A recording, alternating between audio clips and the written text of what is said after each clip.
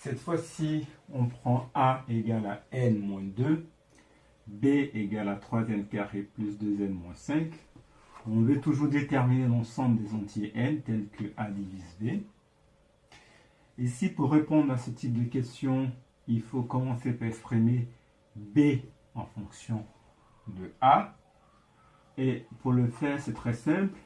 On regarde les monomes de plus haut degré dans a et b. Dans b, c'est 3n carré et dans a, c'est n. Pour passer de n à 3n carré, il faut multiplier par 3n. Donc on peut écrire que b, c'est égal à 3n fois n moins 2. Le problème, si je développe cette expression, ça me donne 3n fois n, ça me donnera 3n carré. Et 3n fois moins 2, ça me donnera moins 6n. Donc, j'aurai moins 6n ici, alors que dans b, moi, je souhaite avoir plus 2n.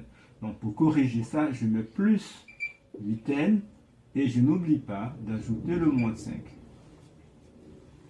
Maintenant, je vais exprimer cette partie en fonction de a. Donc, de la même manière, le monome le plus haut degré ici, c'est 8n. Là, c'est n. Pour passer de n à 8n, il faut multiplier par 8. Donc là, ça me fait 3n facteur de n moins 2 plus 8 facteur de n moins 2. Lorsque je développe cette expression, 8 fois n, ça me fait 8n. 8 fois moins 2, ça me fait moins 16. Mais moi, ce n'est pas moins 16 que je veux moins 5. Donc il faut corriger ça en ajoutant plus 11. Après, ce que je fais, je factorise par n moins 2. Donc ça fait n moins 2 facteur de 3n plus 8 plus 11. Et donc finalement, j'obtiens que b égale à a facteur de 3n plus 8 plus 11. Donc j'ai exprimé b en fonction de a. La première étape, on a exprimé b en fonction de a. Ce qu'on va faire, on va utiliser cette constante. Donc 11, ça s'implique que 11, c'est égal à b moins a facteur de 3n plus 8. On sait que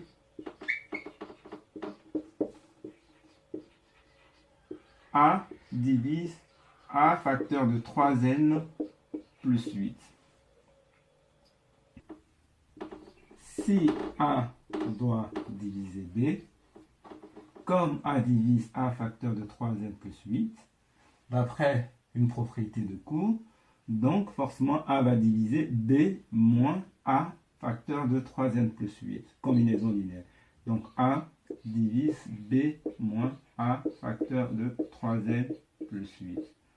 Or ça, c'est égal à 11. Ce qui implique que a doit diviser 11. Donc là, on se retrouve dans l'un des exemples que nous avons déjà fait, où on a une expression qui divise un entier. Donc cela implique que n moins 2 va appartenir à moins 11, 1, moins 1, 1 et 11.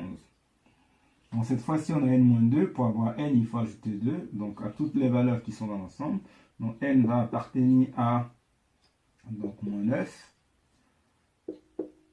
plus 1, 3 et 13. Donc, pour s'assurer que ces valeurs sont les valeurs que nous voulons, il faut déjà vérifier que n n'est pas égal à 2, donc n doit être différent de 2 pour que a ne soit pas égal à 0. Et il faudra tester chacune des valeurs.